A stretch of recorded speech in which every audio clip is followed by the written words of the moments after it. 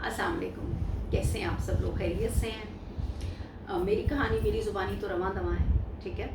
तो आज मैंने सोचा कि आपसे वो वाक़या शेयर करूं जो मुझे ऐसा लगता है कि मैं जब सोचती थी ना, लोगों से सुनती थी कि अल्लाह ताला इंसानों के रूप में फ़रिश्ते भेजता है जो लोगों के मसाइल को हल कर जाते हैं। तो क्या ये सच है? क्या वाक़ई फ़रिश्ते आते हैं इंसानों का रूप लेकर? मैं अक्सर इस बात को सोचा करती थी। तो फिर एक ऐसा वाक़या मेरे साथ हुआ कि मेरा इस बात पर पुख्ता यकीन हो गया कि फ़रिश्ते इंसानों के रूप में आते हैं और इंसानों को मसाइल से यूँ निकाल कर एक तरफ कर देते हैं। और इंसान हैरान रह जाता है कि मैं तो सोच ही नहीं सकता था कि इस मसले से कभी मैं निकल पाऊँगा, बट किस तरह अल्लाह ताला ने मुझे आसानी के साथ उस मसले से निकाल दिया। मैंने आपको बताया कि मैं एमफिल तक पहुँच गई। अच्छा, अब जब एमफिल तक पहुंच गई और एमफिल मुकम्मल हो गया, और एमफिल मुकम्मल होने के बाद वापस मैं कहाँ आ रही हूँ? अपने उसी इदारे में जहाँ पर मैं अनट्रेन्ड टीचर भर्ती हुई थी। बाकी तमाम लोगों के लिए ये बात हज़म करना, मेरे स्टाफ मेंबर्स के लिए बिल्कुल इजी नहीं था, बिल्कुल आसान नहीं था कि एक लड़की हमारे देखते ही देखते मैट्रिक अनट्रेन्ड भर्ती हो रही है, पीटीसी टीचर है, पीटीसी से ईएसटी प्रमोट हो रही है, और अब ईएसटी से पढ़ते पढ़ते वो एमफिल करके आ गई, और देखते ही देखते इंशाल्लाह वो कुछ ना कुछ बन भी जाएगी।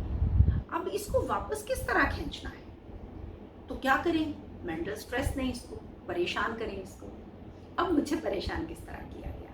मुझे उस स्कूल में केजी क्लास दे दी गई कि चूंकि एमफिल करने के दौरान तुम पढ़ाना भूल चुकी हो, सारा नॉलेज तुम्हारा ख़त्म हो गया है, तुम्हारा स्टाइल बिल्कुल बदल गया है, और तुम टीचर्स की तरह बिल्कुल नहीं पढ़ाती, तो इसलिए तुम केजी क्लास को पढ़ाओ, ताकि जब केजी नर्सरी में आएगी, नर्सरी 1 में, 2 में, 3 में, 3, 4, 5 साल में तुम्हारा जो एक्सपोजर है वो बढ़ता जाएगा और दोबारा से तुम टीचिंग के काबिल हो जाओगी। तो मेरी ट्रेनिंग कहाँ से शुरू की गई? नर्सरी क्लास से।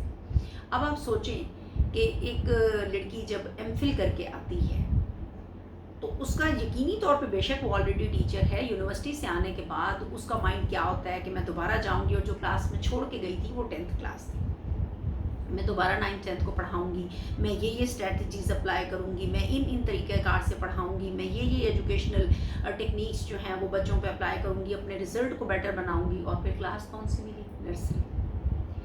खैर, मैंने खामोशी से नर्सरी क्लास को पढ़ाना शुरू कर दिया।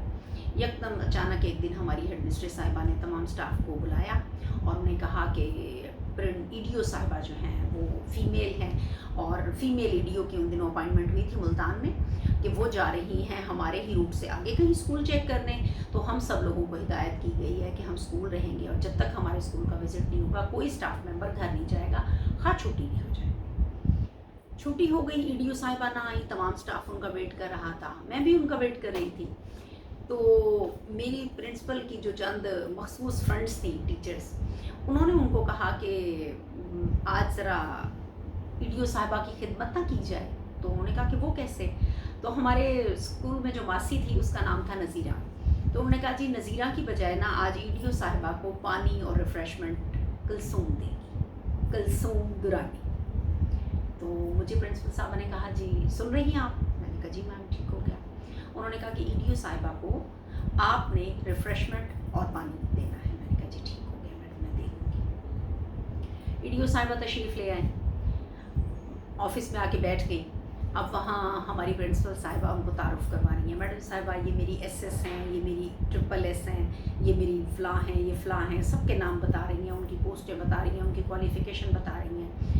तो मुझे हुक्म दिया गया कि आप रिफ़्रेशमेंट लेके जाओ। तो मैं रिफ़्रेशमेंट की जो चीज़ें मंगवाई हुई थी वो ले जाके मैंने उनके पास टेबल पे रखी। तो मैं जब टेबल पे रख रही थी तो ईडीओ साहिबा ने मेरा हाथ पकड़ लिया। उन्होंने कहा बेटा आप कौन हो? आप यहाँ बुलावी हो? तो मैंने कहा जी नो मैम, मैं बुलावी नहीं। तो उन्होंने कहा बेटा आप कौन है? मैंने कहा मैडम साहबा मैं यहाँ ईएसटी टीचर हूँ। तो मेरी प्रिंसिपल साहबा मुस्कुरा दी और उन्होंने कहा कि मैडम ये ईएसटी टीचर है और इसने कोई कोर्स भी किया हुआ है ना, कोई एमफिल शमफिल कहते हैं उसको।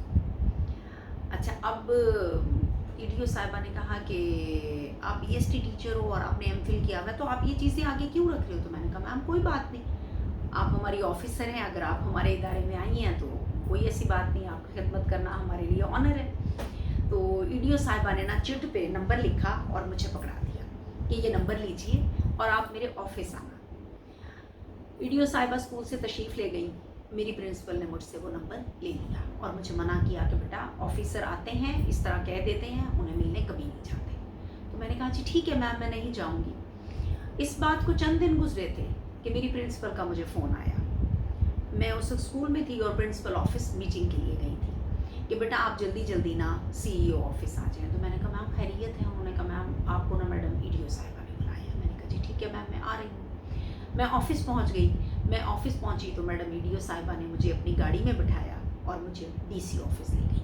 उस वक्त DC सादिक नसीब साहब थे। उन्होंने मेरा एक शॉर्ट सा इंटरव्यू लिया और वो इंटरव्यू लेने के बाद उन्होंने मैडम ईडीओ साहिबा को कहा कि बिल्कुल ठीक है, आप इनके ऑर्डर भिजवा दें, मैं ओके कर देता हूँ। और मेरे ऑर्डर एज आ असिस्टेंट एजुकेशन ऑफिसर हो गए। आज मैं जब सोचती हूँ मेरे स्कूल में ईडीओ का विजिट होना, अक्सर स्कूलों में ईडीओज आते रहते हैं, फिर उस ईडीओ के विजिट पे टीचर्स की शरारत कि इसको चाय पानी के लिए खड़ा करें। शायद वो अल्लाह ताला ने मेरे लिए एक रास्ता बनाया था, शायद उस सिलेक्शन तक पहुंचने के लिए मुझे DC ऑफिस तक पहुंचने के लिए उस ट्रैक से गुजर कर जाना था, शायद वो किक मेरे लिए बहुत ज़रूरी थी। लोगों को तो ऐसा लगा कि वो मेरी तौहीन कर रहे हैं, लेकिन उस तौहीन के बदले मुझे क्या मिला? इनाम। और मेरी पोस्टिंग हो गई एज आ असिस्टेंट एजुकेशन ऑफिसर मरकज़ शेरशाह। मैं बाहैसियत असिस्टेंट एजुकेशन ऑफिसर मरकज़ शेरशाह तकरीबन मैंने कोई 1.5-2 साल काम किया। तो अल्हम्दुलिल्लाह आज आप सबके सामने उसी चैनल के ज़रिए चलते चलते मैं यहाँ तक पहुँची। आज के लिए इतना ही। इंशाअल्लाह नेक्स्ट कहानी के साथ फिर आपसे मुलाकात होगी। बहुत शुक्रिया। अल्लाह हाफ़िज़।